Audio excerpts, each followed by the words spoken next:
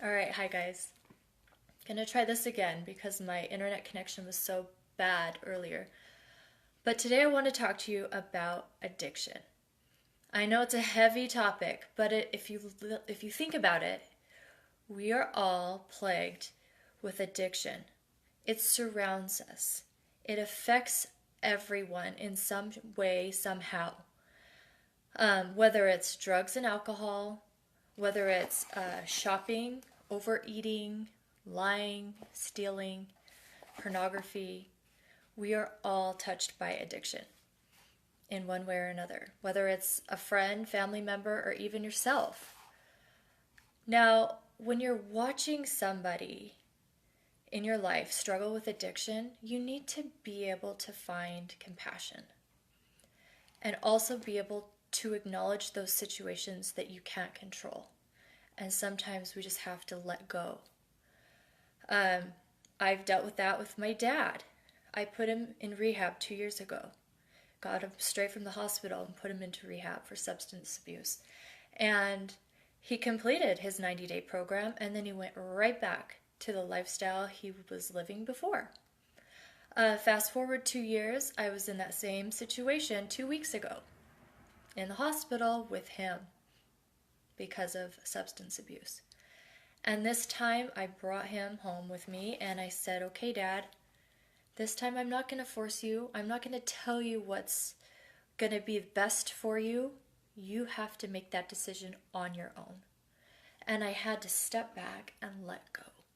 And it was so hard because I know what he needs to do. I know how he can get help. I know what he can do to save himself, but I can't make him do it. So I had to acknowledge that I did not have control of the situation and I had to let go. Now, having said that, I can still offer my advice, offer my opinions, my love, my support, but being able to let myself release that worry and that stress and that responsibility of his success really lifted a burden from my shoulders. It really, truly did. And I know it's hard to do, but it's something you have to do. And you have to be able to acknowledge those situations that you don't have control over. Otherwise, they will consume you. They will block you.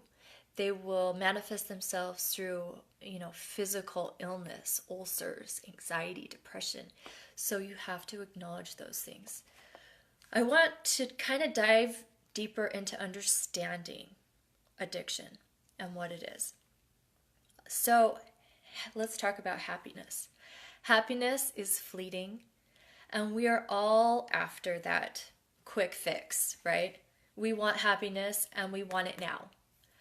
And when we feel bad about ourselves, we want to find happiness, right? We want to fix it. But we have to understand that that's not sustainable. This is living for yourself. This would be the definition of a self-consumed life, which means you will never feel fulfilled.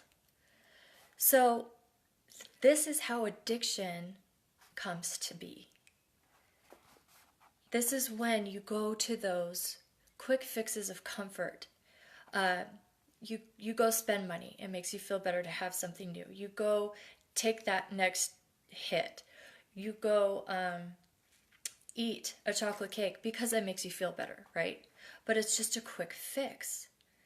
And then so often we fall back onto that and we rely on that quick fix, and it turns into a self-centered life and an addiction.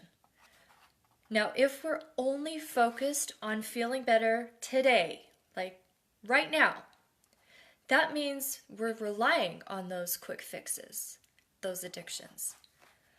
But if we're focused on who we can become, that means that we're moving forward. We're making progress. This is when we grow. We have programmed ourselves somehow, some way to receive second best.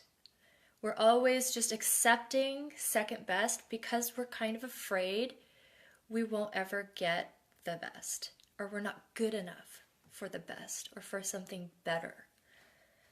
Don't settle for something that just makes you feel slightly better. I want you to have the patience for better days that are yet to come. That's the key. Patience. Reach for your ideal life. Now, whether you're applying this to yourself or to somebody that you love, this is understanding addiction, right? So you're wanting to reach for that ideal life, your ideal outcomes. When we feel that anger and frustration or anxiety and fear, it's because we're stuck between our comfortable self, our everyday self, our quick fixes. We're stuck in between that and our ideal self. But it's tricky because this is when you can fall into that pit of guilt and shame. And that's when you spiral out of control or get deeper into your addiction. Now, it is uncertainty of how you can move forward and take that next step. That's where the problem lies, right? So I've kind of developed a quick fix system that has worked well for me that you could try in your homes or with your loved ones or friends. And it's just a flowchart. I did this with my dad. Sitting next to his hospital bed, I said, okay, Dad, let's look at this. I want to help you understand where you're at in your addiction. I want you to see you have two options. You have option one. You come with me. I get you into a rehab program.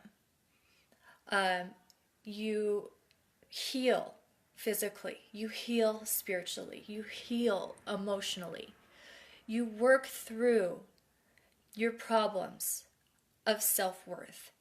You reframe the way you view yourself. You rewire your thinking, which will lead to job opportunities, which will lead to rebuilding relationships and earning back trust, which will lead to a lovely life, right? So I made this flowchart. Or you have option two. You go back to the life you were living. You go back to your comfort zone, your circle of friends. You go back to your drugs, and you will end up dead. So let's talk about this. Where do you want to be buried? That's the next thing on the flowchart. Who do you want to bury you? Where do you want to be buried? Who do you want to write your obituary? Who do you want to speak at your funeral? And he didn't want to talk about those things. No. Why do we need to worry about that? I said, Dad, we need to know. If you choose this option, we need to have a plan in place, right? And I said, okay, look at this flowchart. You've got option one. It's a lot longer and a lot harder, but it will ultimately lead to a happy, beautiful life. Or you have option two, which is easier, faster, more comfortable, but you will end up dead. So choose. What choice would you like to pursue? And that's when he could see visually, okay, this is what I need to do. And he chose option one. I was able to put him in rehab willingly. So this flowchart scenario can be used in other situations with children. If you have a child that has a problem lying or cheating, or even being disrespectful, spell it out for them. Show them what each action leads to, what each consequence